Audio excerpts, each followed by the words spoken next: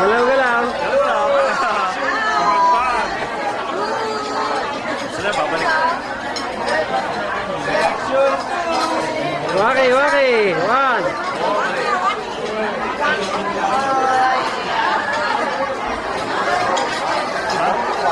Thank you. Usap po, napapaganda. Galaw-galaw.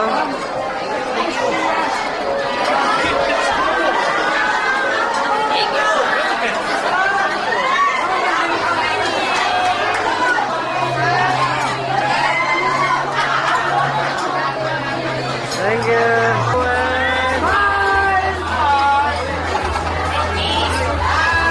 Galaw-galaw. Kaway-kaway. Okay, keep your Time 2 minutes.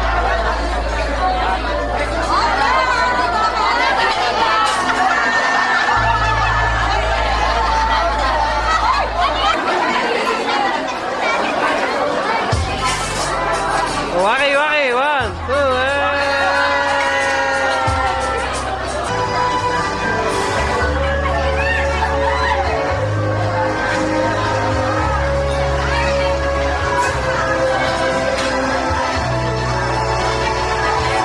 At ng model platoon ng girls.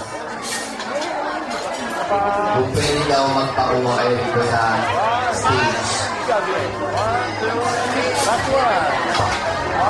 May waki ba?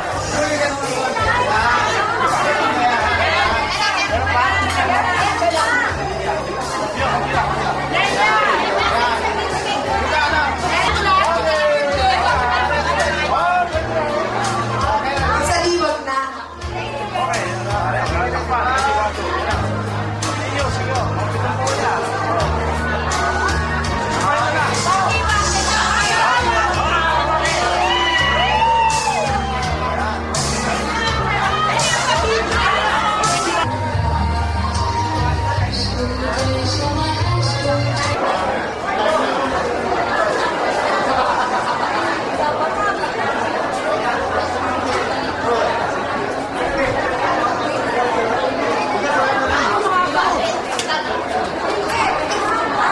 So I'm sure na na-touch tayo doon. Thank you kay Divine. And ngayon po, gusto ko pong tawagin si ang magandang teacher natin, up to now, maganda pa rin, si Miss Adela Trias, ang advisor ng 4th Year Section 2.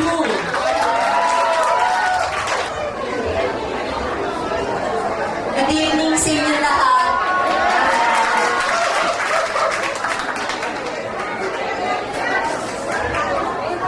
Five o'clock, umayak na akong a-attend ng reunion. Galing ako sa reunion ng batch 1984 sa Jollibee Pure Gold.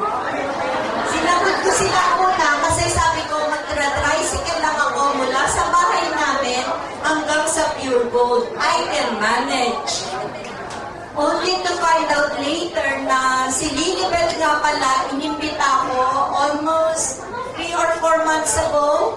And she did not remind me anymore. That is the price I had to pay. Dahil, syempre, senior citizen na kami. By the way, nabasa ko sa dyaryo, hindi na daw senior citizen. Ang tawag na daw ngayon ay chronologically gifted.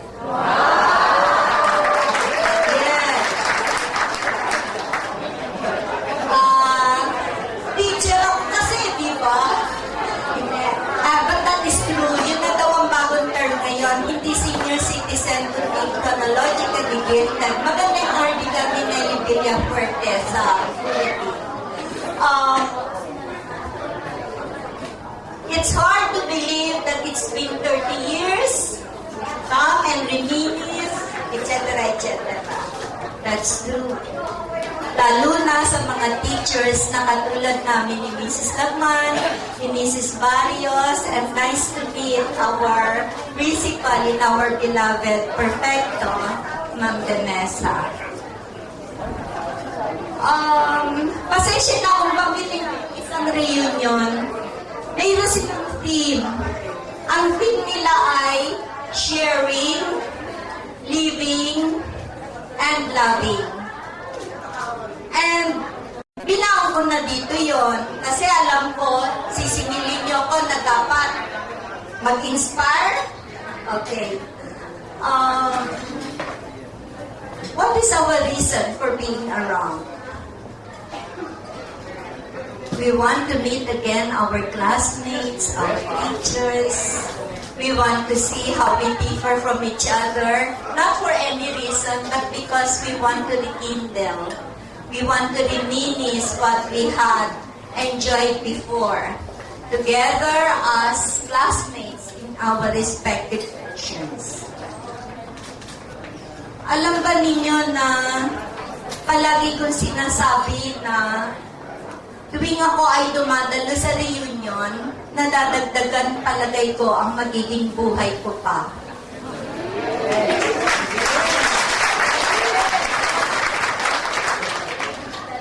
Bakit hindi?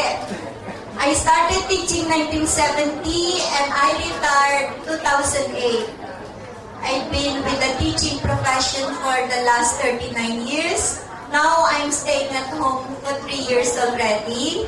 And what keeps me going? Attending reunions.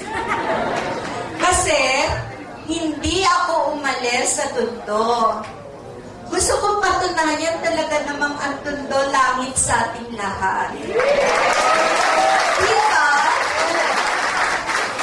Si Mrs. Lagman, hindi yan umaalis sa Tondo, nasa Dalpan siya. Although meron siyang ibang lugar na tirahan, pero ako talagang wala kasi kayo nga yung hindi ko naging anak.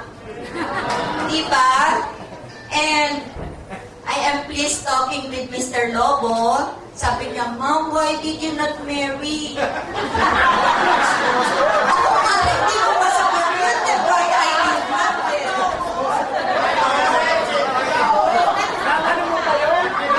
Pero takot na takot siya tanungin ako. Pero nag-gets ko naman yun, di ba? Well, sa totoo lang, hindi natin hawak ang kapalaran natin. Alam natin na lahat tayo may gusto sa buhay natin, pero hindi lahat binibigay. Dahilan sa, ako pag naimbita sa reunion, walang no, basta available.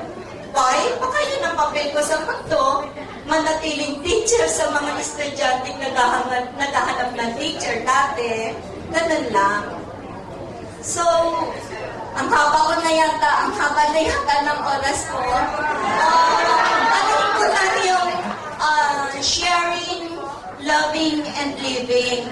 Sabi ko lang, may binasa kaming libro, lalo kung kayo ay values education teacher, libro ni Leo Buscalia. Ang libro niya, Loving, Living, and Learning. Si Leo, nagturo lang siya at ang subject niya sa kanyang pagtuturo ay love, kaya loving. We are here together because we are all in love. We are in love with the school. We want to cherish our days in school with our teachers. Yung living, eto na tayo, may kanya-kanya na kayong pamilya, may kanya-kanya na kayong career, may kanya-kanya na kayong concerns. Ganun din naman kami. Bakit ako umalis na sa academe ng 2008? Kasi ayaw kong lumabas ng hindi, ayaw ko ng good riddance na lang, ayaw kong ganon. Gusto kong lumabas sa pagtuturo, doon sa panahon na talagang sharp pa ang isip ko, tumitibok pa rin yung puso ko, masigla pa ako, nakaakyat nga ako sa bundok ng Batangas bago ako mag-retire. At nagugulat ako na talagang kung tutuusin, age is just a matter of the mind. Kung ano ang interest natin, ito ay mananatiling buhay sa atin. Ang oras, walang katapusan. Umiikot siya. At ang pagiging buhay natin ay depende lang kung paano tayo natututo sa araw-araw araw-araw nating karanasan. Pag lumipat kayo ngayon sa isa't isa, malalaman nyo may matututunan kayo sa kaplasong isya.